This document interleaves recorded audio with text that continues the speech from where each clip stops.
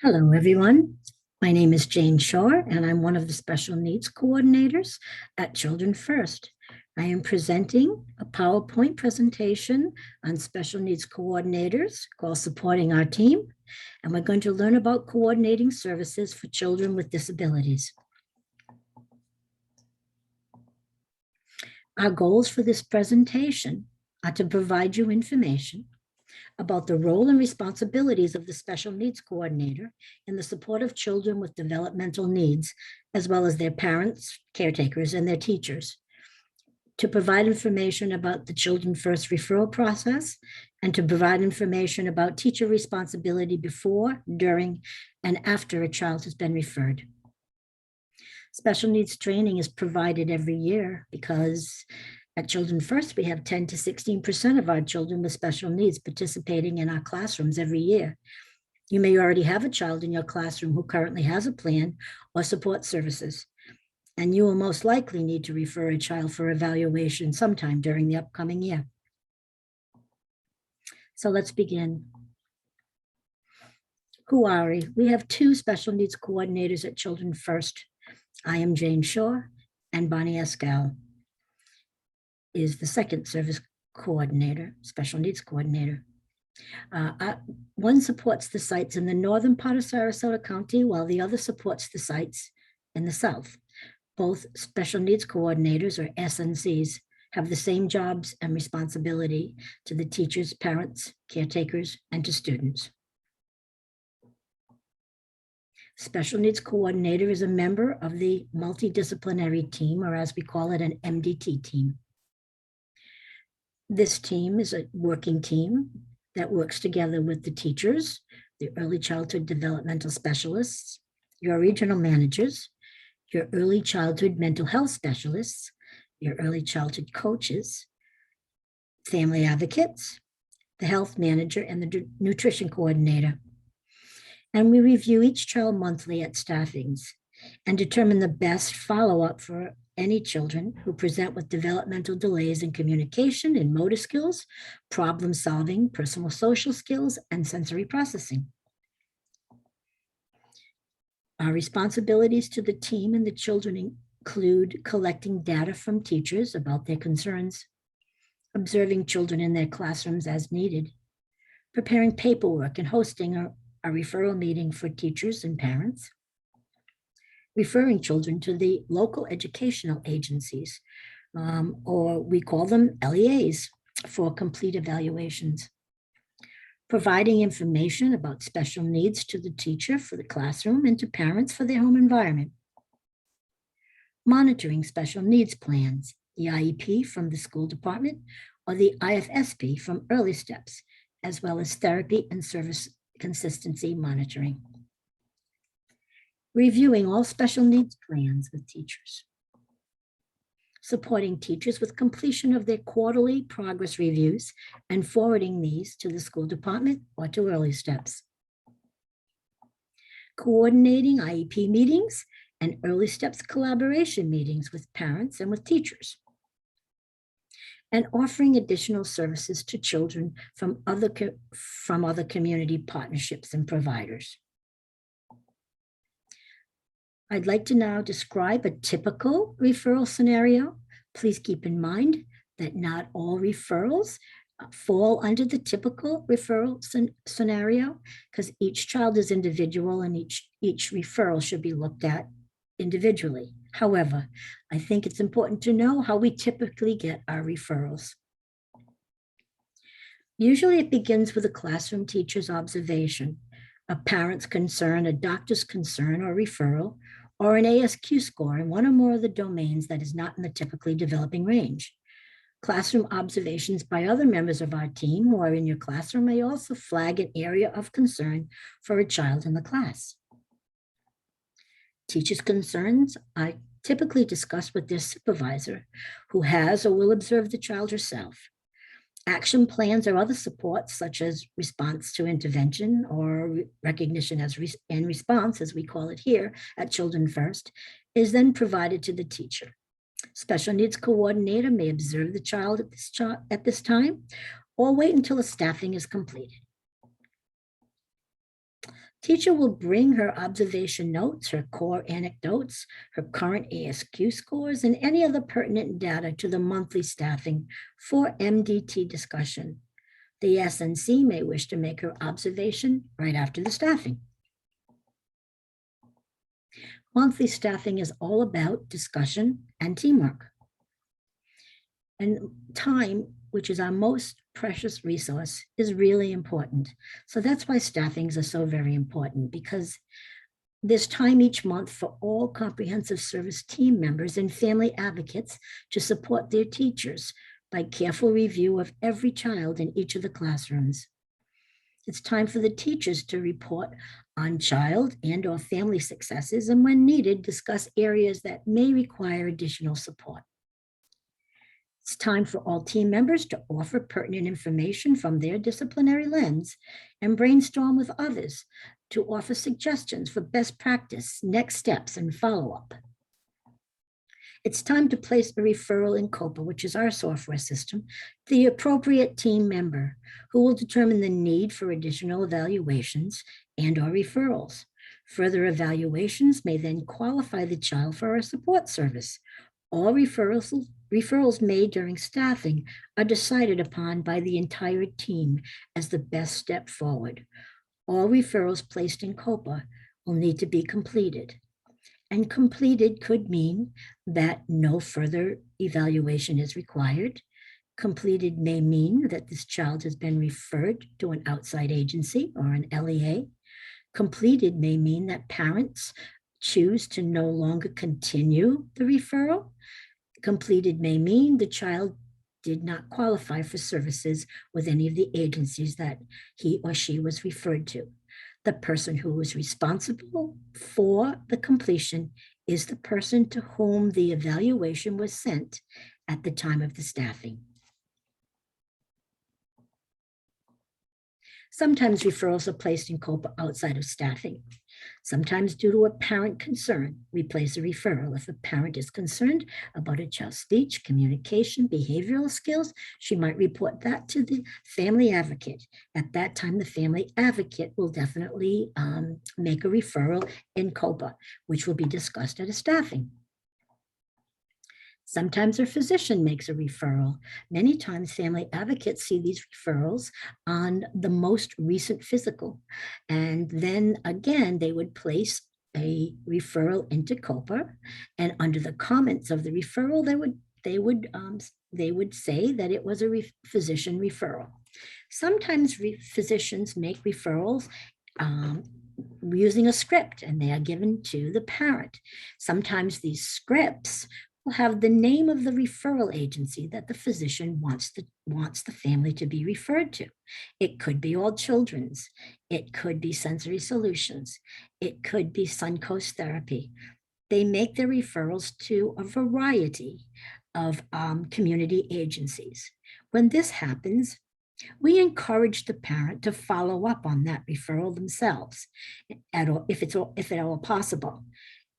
If the parent or the family is unable to do that, then the family advocate will also report that to the special needs coordinator, who will then take the referral and determine what the next steps will be and actually provide that referral to the LEA or to one of our partnership agencies.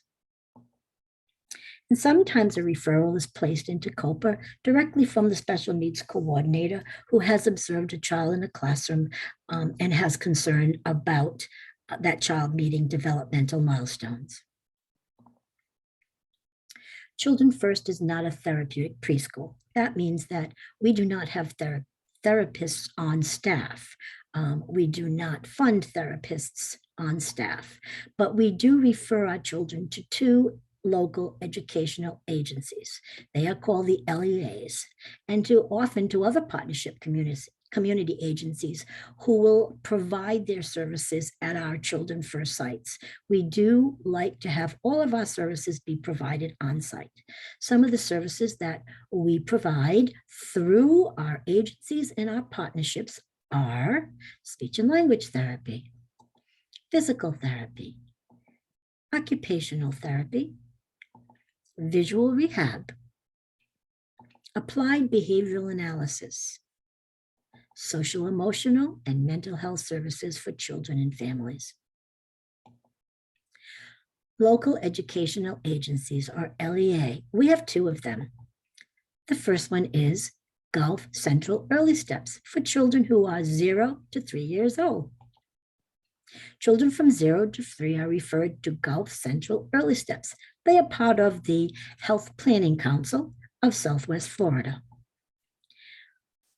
They administer a developmental evaluation from Early Steps team. The family is administered, and the child, a developmental evaluation from the Early Steps team. And if the child qualifies for services, the child and the family will participate in generating what we call an IFSP. The IFSP is an individual family support plan or an individual family service plan. I have heard many of our Early Steps interventionists call it a support plan because there are family determined outcomes to which the interventionists support. All services are provided through a coaching approach within the home and sometimes within the child's preschool.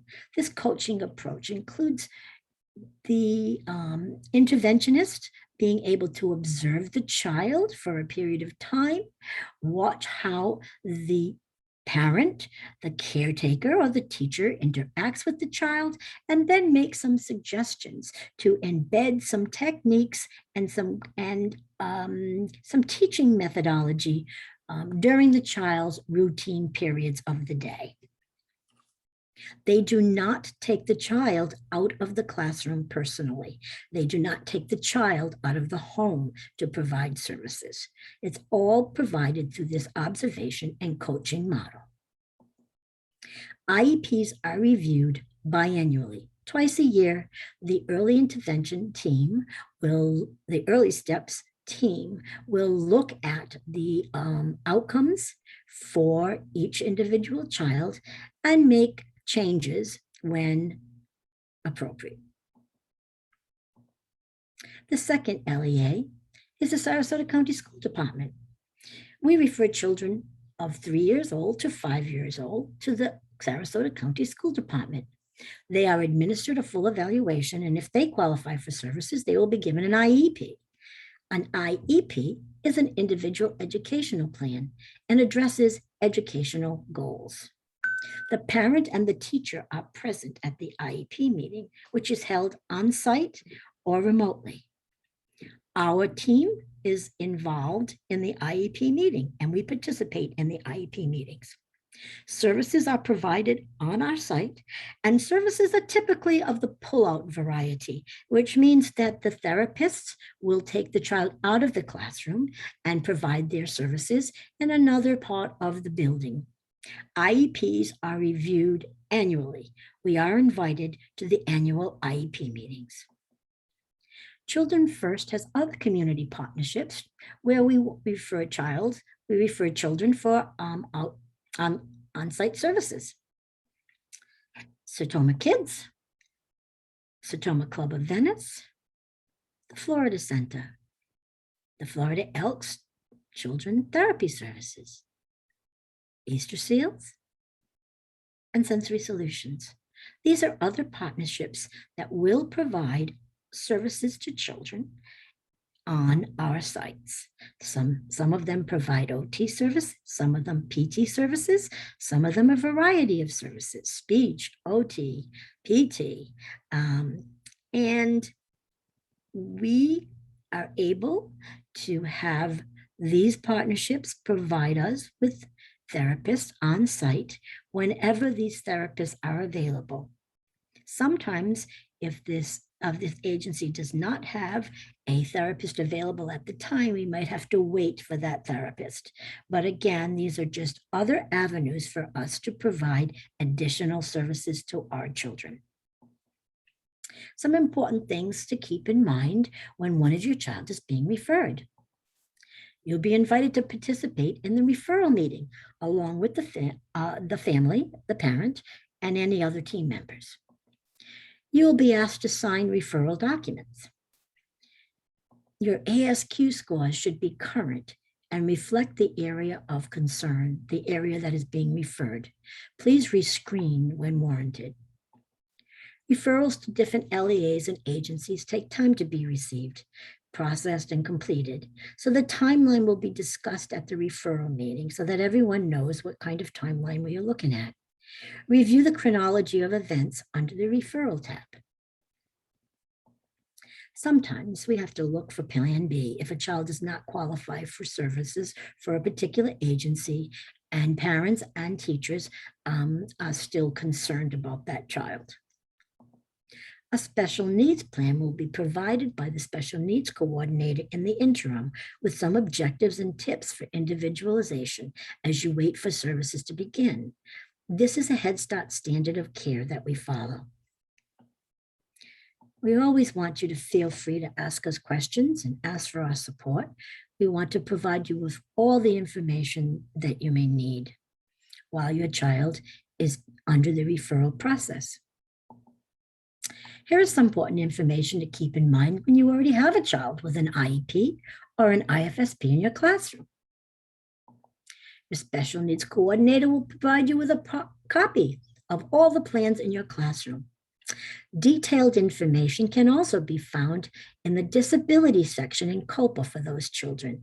If you click on the child's name in COPA and then click on disability, you will find information about when the IEP or the IFSP began, when it ends, and what kind of services are being provided under that plan. All goals and outcomes for IEPs and IFSP plans are listed separately in COPA under goals for the individual children. Each child's name, click on the child's name, make sure you're in the classic mode before clicking on goals. When you click on goals, you will see a list of IEP or IFSP goals on that page. When you click on the follow-up of any of those goals, you will see information of the exact written outcome or goal there. And you will also see any progress reviews that you have done previously. We can review plans together. Ask your SNC any questions about the goals, outcomes, objectives, and accommodations. The SNC will be happy to help you with any of the modifications and accommodations that are recommended in those plans. The SNC will provide therapy communication logs for your classrooms. What are therapy communication logs? Well, service providers will need to complete them each time he or she comes to see the child. If you will just prepare individual special folders for each one of these children who will have communication logs, the SNCs will send you the logs. We can review this in the next slide. You should always know the provider's schedule, and they should give you a consistent day and time for their services. Feel free to ask your provider for any classroom tips related to her or his area of expertise. If your speech therapist comes and takes your child for language therapy, certainly ask her about what you can do in the classroom for carryover. Please report any inconsistencies in service provision to your SNC. Make sure that you understand why a therapist hasn't come or has not been available for one of the dates that she's scheduled to come, and make sure that you write that down on the therapy log. If there are continual inconsistencies in service, then please go to your SNC. You're asked to complete progress reviews if you have a child with an IFSP or an IEP, and you're asked to complete them 4 times a year. You will be reviewing all of the goals or outcomes quarterly. Information and support will be forthcoming before the first review. SNCs will hold remote sessions, share their screens to help you complete these reviews or do them in person. These reviews are sent to the school department per our contract responsibilities. The IFSP reviews will be sent to Early Steps to provide input for their biannual goals. Here is Here's the image of your service provider and communication log. Please have the child, we will write their names and their date of birth and their classrooms up here, and the agency to which the service provider comes from. Perhaps it's the school department, perhaps it's Easter Seals. Whatever that agency is will be written here, as well as the service provider's name. Please ask your service provider to provide the frequency. Sometimes 60 minutes is 2 times 30. Sometimes it's 1 hour for 60 minutes, depending on the agency and depending on the therapist's schedule.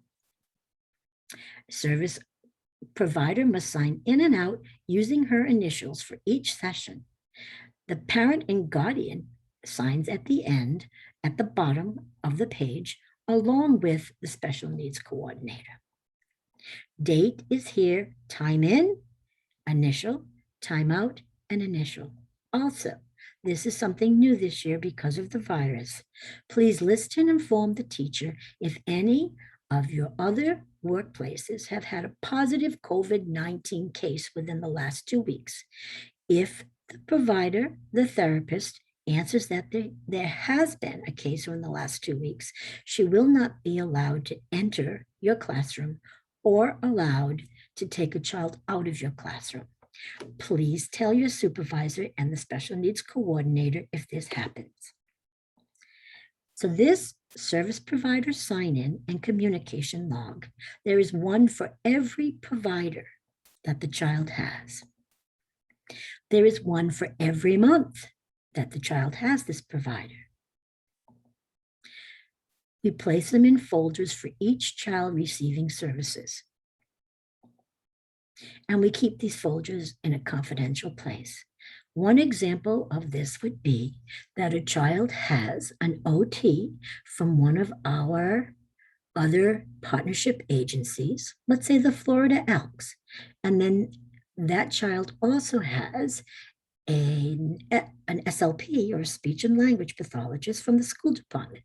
Well, in August, she would have one log for the SLP from the school department, but also one log for the OT from the Florida Elks.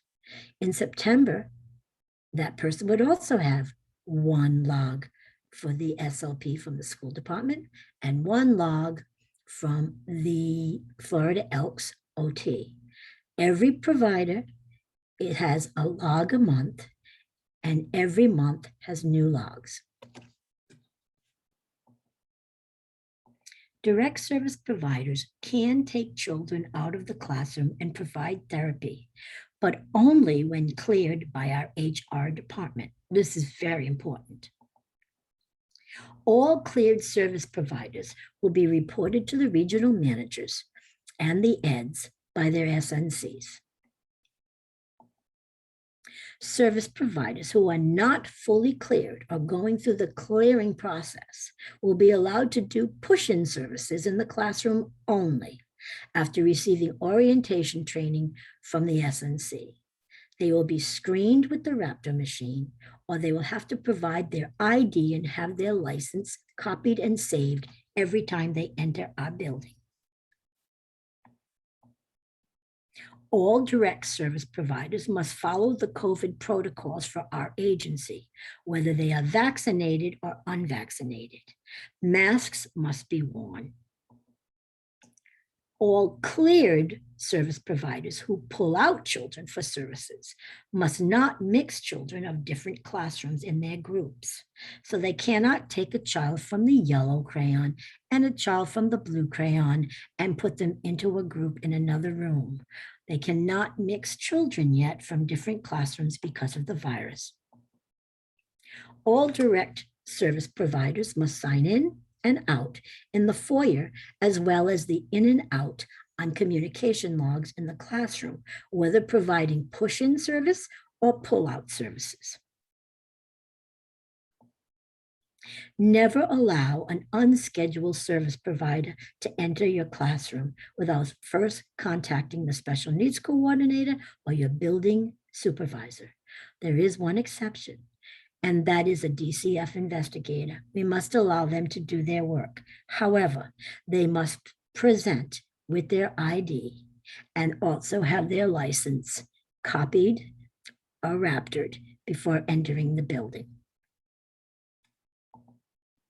Some words about the administration and use of the ASQ3 in the referral process. The importance of them. The ASQ is often the first piece of information we use to validate the need for further referral and possible support. It is sent to the service providers in the referral packet. It is one of the most important pieces of information in the referral puzzle. This data often drives our decisions and our targeted response to individualizing during our lesson planning. Timely. The ASQ3 is completed by the child's teacher 45 days after enrollment. Children new and returning should be given a few weeks, at least 3, to adjust and or readjust to the beginning of this new school year before trying to administer the screening tool. Children can be rescreened as circumstances dictate, but must be rescreened within 3 months when they have scored in the gray or in the black in any of the developmental domains.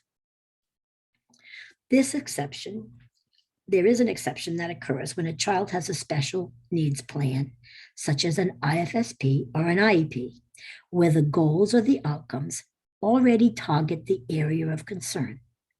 So if a child has an IEP with a speech and language therapist for language goals, and you administer the ASQ3 and find out that they have received a non-typically developing score, gray or black, in the communication domain, you do not have to rescreen in that domain, since that is already being targeted with a special plan. However, if another area of concern is identified, then that area must be rescreened as you would with any other child. And if you wish to refer that area of concern, the referral process would also be the same as with any other child. They must be valid. Make sure you have a firm understanding of the questions in each section and the hierarchy in which they are presented in the domains, typically from the easiest to the more difficult. There are exceptions, but typically from the easiest to more difficult. If a child scores a 0 on the first 2 questions in that domain, it is kind of unlikely that he will be able to get a score of 10 on question number 3. Yes, there are exceptions. Teachers and children who are dual language learners should use whatever form, the English or the Spanish, that is in their primary language for maximum administration ease and for understanding. If a monolingual teacher is screening a dual language learner, it is important to have a translator support the screening by using the primary language of the child. If you need an interpreter and you cannot, and the one is not available at your site, please let the SNC know and we will provide one for you. They must be objective. Please administer all the items as recommended. Refrain from using your own subjective opinions without even attempting the test items. Don't allow non-cooperative behavior to derail you. If a child is having a bad day, try working on it another time. Document with anecdotes when you observe the appropriate skill during a non-screening period. A skill that receives a 10 must be part of a child's daily practice and has been sufficiently documented as such. It cannot be a one-time occurrence. Supporting each other. As special needs coordinators, we put all these pieces of the special needs together. We try to send valid referrals in a timely manner. We try to provide information to parents and teachers on all aspects of support with children with disabilities. We try to provide discipline-specific support services right on our Children First sites. And we attempt to support and maintain our inclusive preschool environment. Children First is an inclusive preschool that provides quality care developmentally appropriate curriculum, and very highly trained teachers who support children with disability and the least restrictive environment, along with their typically developing peers. Each year, we have 10 to 16% of our children with special needs in our program. This is all possible because of teachers like you who are willing and very excellently provide the best care and support for all of our children. Inclusion is something, and least restrictive environment is part of the IDEA, which says that all children should be able, in most circumstances, to be educated in a typically general classroom alongside their peers. Research also supports that these children have benefits, whether they have special needs or whether they do not. And those benefits include friendship skills, peer modeling, problem solving, positive self-image, and respect for others. This can also trickle down to their families. So according to the Individual with Disabilities Act, children with special needs have the right to receive curricular adaptations. And these adaptations can include modifications and accommodations. These adaptations vary based on each learner's individual needs. How can you support us? Keep your parents informed about successes and possible areas of need for your children. This will help the parent understand if the team feels that there is a need to refer to an outside agency for a further evaluation. Use visuals in your classroom as much as you can. They help all children organize themselves. If you don't know how to use lesson pics, let your SNC know. She will help you. Review your IFSPs or your IEPs and ask questions. We can review them together in person or remotely. Sometimes some of the wording in the goals may be difficult to understand, or the objectives may be difficult to understand, and we'd be glad to help figure that out with you. Find your child's goals and outcomes in COPA. They are listed under the child's name, as I mentioned. And then if you click on the child's name and then make sure you're in the classic mode and then click on goals, you can see them. Modify teaching as needed. Keep your ASQs current. We'll use them in the referral process. If you have questions about supplies or referral status, IEPs, therapist schedules, service availability, information on routine-based teaching, developmental milestones, just email or call us. All special needs information needs to go through the special needs coordinator. All plans need to go to the special needs coordinator first, and then she will distribute them to all other relevant parties. All therapist information and concerns about therapists are reported to us immediately. All parents' questions about special needs should be directed to us as well. Knowledge of discontinued services, new outside services should be all reported to the SNC. The reason for this is that the special needs coordinator's job and responsibility is to monitor all of the special needs of the children at Children First. And we're really happy and willing to help. When wondering about the status of your referral, you can always ask us, but you can also go to the child's information in COPA and click on the referral tab. Find the referral and click on follow-up.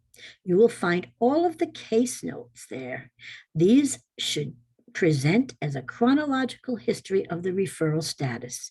If that doesn't help, SNCs can contact the LEAs or the partnerships to get an updated or current status. So again, you can find all the case notes under referral, and you can hit the referral tab and you will see referral case notes right there.